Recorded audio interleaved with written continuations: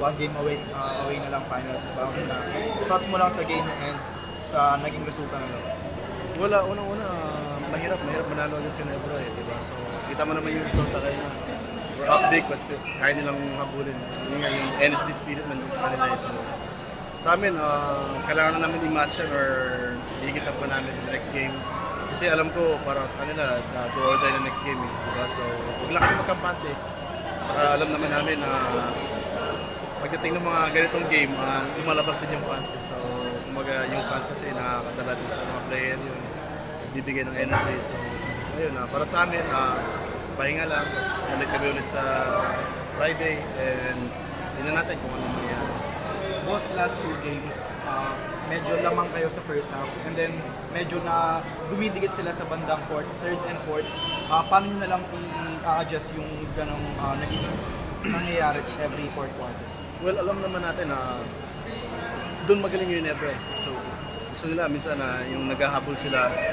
Minsan, sobrang habol na nila, di mo na maririnig yung nangyayari sa court sa sobrang ingay ng mga fans, di ba? So, yun yung energy nila para sa amin talagang, kung malaki yung lead namin, ikukontay talaga namin. Pero hanggat dumidikit sila, medyo delikado kami.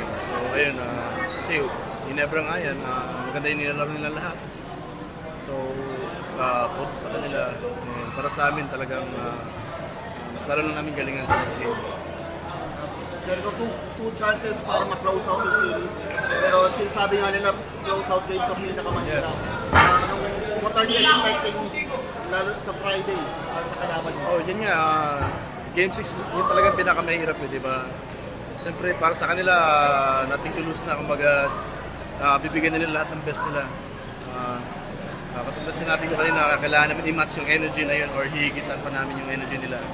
Kasi alam ko naman na ilang beses na nakakalaban yung Ginebra, hindi madali talunin, hindi talaga madali. So, kailangan namin i-grind talaga ng grind para manalo kami. Pero yun nga, we're just happy na nanalo kami ngayon. And hopefully, we can continue sa Friday. But yeah, thank you kay Lord na binigay sa amin yung panalo. You boss, congrats.